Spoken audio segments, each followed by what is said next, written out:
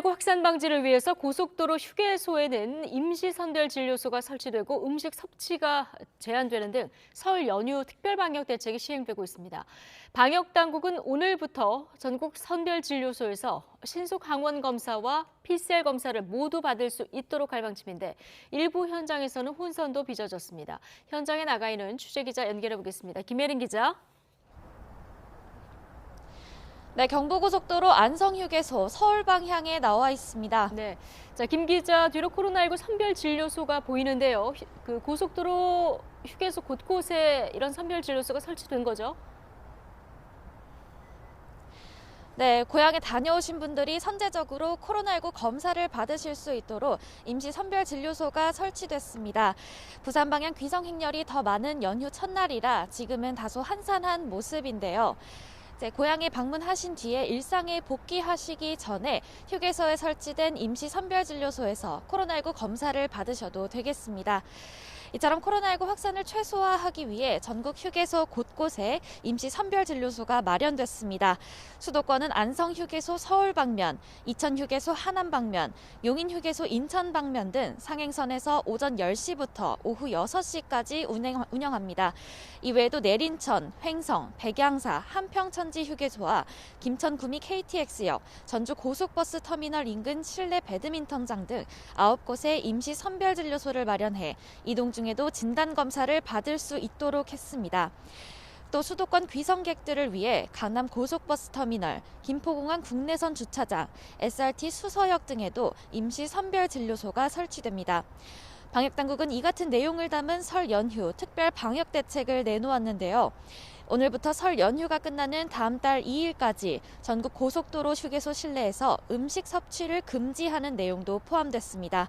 실제로 오늘 오전 귀성객이 많이 모이는 부산 방향 안성휴게소를 둘러보았는데요.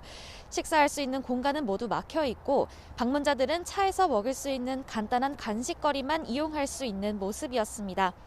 이런 가운데 국토교통부는 설 연휴 기간 하루 평균 480만 명이 이동할 것으로 예측했습니다. 지난해 409만 명보다 17.4% 증가한 수치입니다.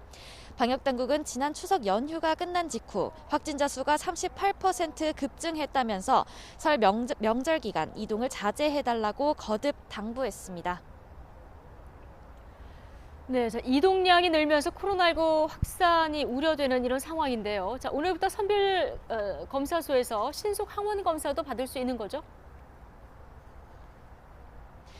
네, 오늘부터 전국 선별진료소에서는 새로운 진단검사 체계가 운영됩니다.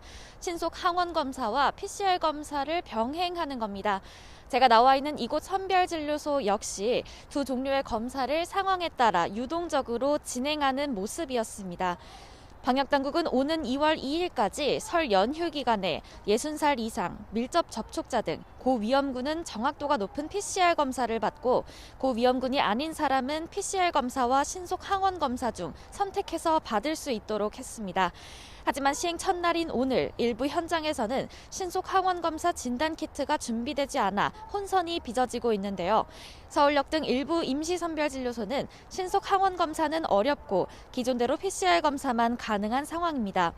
이런 가운데 방역당국은 설 연휴가 지나고 다음 달 3일부터 본격적으로 60살 이상을 비롯한 우선 검사 대상자를 위주로 PCR 검사를 진행한다는 방침입니다.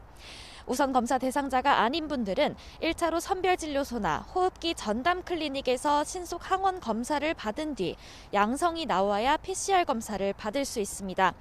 또 이때부터는 호흡기 전담 클리닉, 지정된 동네 병의원에서도 코로나19 진단검사와 치료를 받을 수 있습니다. 지금까지 경부고속도로 서울 방향 안성휴게소에서 YTN 김혜린입니다.